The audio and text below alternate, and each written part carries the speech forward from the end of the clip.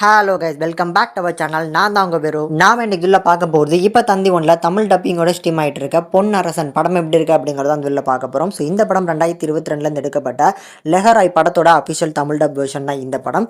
இந்த படம் பார்க்கறதுக்கு எப்படி இருக்குது, பார்க்கலாமா இல்லையாங்கிறது உள்ள பார்த்துடலாம். அதுக்கு முன்னால் இந்த படத்தோட கதை என்ன அப்படிங்கிறத ஃபஸ்ட்டு பார்த்துருவோம். படத்தில் வர நம்ம ஹீரோ கார்த்திக், இவருக்கு வந்து பண்ண தப்புக்கு சாரி சொல்கிறவங்களையும் பிடிக்காது, பண்ணாத தப்புக்கு நம்ம ஹீரோ சாரி சொல்லதும் பிடிக்காது. அப்படிப்பட்ட ஹீரோ முதல்ல படித்த காலேஜில் ஒரு பிரச்சனை மூலமாக டிசி வாங்கிட்டு இப்போ புதுசாக ஒரு காலேஜில் வந்து ஜாயின் பண்ணியிருக்காரு. ஸோ அந்த இடத்துல நம்ம ஹீரோயின் மேகனா அப்படிங்கிறவங்க படிக்கிறாங்க. இவங்களை பொறுத்தளவுக்கு காதல் பண்ணுறதும் பிடிக்காது, காதல் பண்ணுறது டைம் வேஸ்ட் அப்படிங்கிற மாதிரி நினைக்கக்கூடிய ஒரு கேரக்டர். அதையும் மீறி காலேஜில் வர அந்த ப்ரப்போசல்ஸை டேரெக்டாக அப்பா கிட்ட சொல்லி அவங்க ஃபேமிலியிலே போய் பார்த்தீங்கன்னா டேரெக்டாக பேசி அந்த லவ்க்கு ஒரு முற்றுப்புள்ளி வச்சிருவாங்க. ஸோ இப்படிப்பட்ட நம்ம ஹீரோயின் மேகனாவை வந்து பார்த்தீங்கன்னா காலேஜில் நாள் பார்த்ததுலேருந்து நம்ம ஹீரோ லவ் பண்ண ஆரம்பிக்கிறாரு. ஒரு கட்டத்தில் நம்ம ஹீரோயின் வாயாலே நான் வந்து காதலிக்கிறேன் அப்படிங்கிற சொல்ல வைப்பேன் அப்படிங்கிற மாதிரி வீட்டில் ஃபேமிலி கிட்டேயுமே சவால் விட்றாப்ல.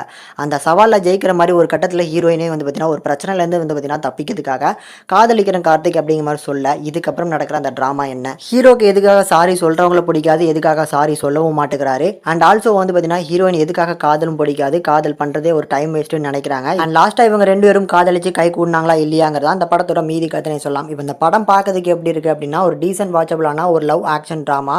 எனக்கு இந்த படத்துலேருந்து பார்த்த வரைக்கும் நிறைய சீன்ஸ் வந்து நம்ம தமிழ் சினிமாலேருந்து அந்த ஒவ்வொரு சீனை வந்து பிடிச்சி அந்த சீனை ரீக்ரியேட் பண்ணுற மாதிரி நிறைய போர்ஷன்ஸ் எடுத்திருந்தாங்க. அதில் ஒரு கட்டமாக படத்தோட ஸ்டார்டிங்கில் வந்து ஒரு ஆக்சிடென்ட் நடக்கும். அது அப்படியே வந்து ராஜாராணி மாதிரி இருக்கும்.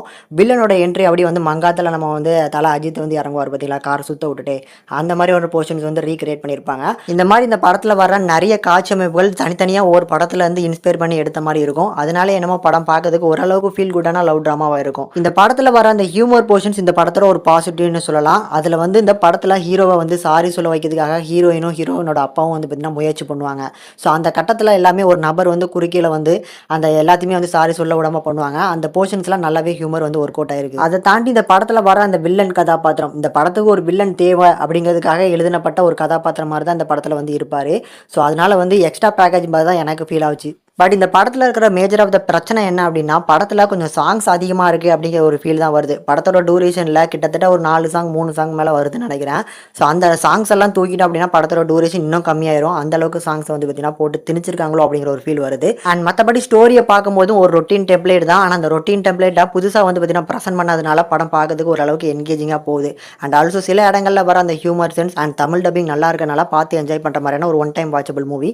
கண்டிப்பாக ட்ரை பண்ணி பாருங்கள். படத்தில் நடிச்சிருக்க எல்லாருமே வந்து ஒரு நீட்டான ஒரு பர்ஃபார்மன்ஸ், இந்த கதைக்கு ஏற்ற பர்ஃபார்மன்ஸை நல்லாவே பண்ணி கொடுத்துருக்காங்க. பட் எனிவேஸ் பார்த்து என்ஜாய் பண்ணுங்க. ஒரு டீசென்ட் வாட்சபிள் மூவி தான். கண்டிப்பாக வந்து பார்த்தீங்கன்னா ஆக்ஷன் சீக்வன்ஸ் எல்லாம் நல்லா கோரியோகிராஃப் பண்ணி கொடுத்துருக்காங்க.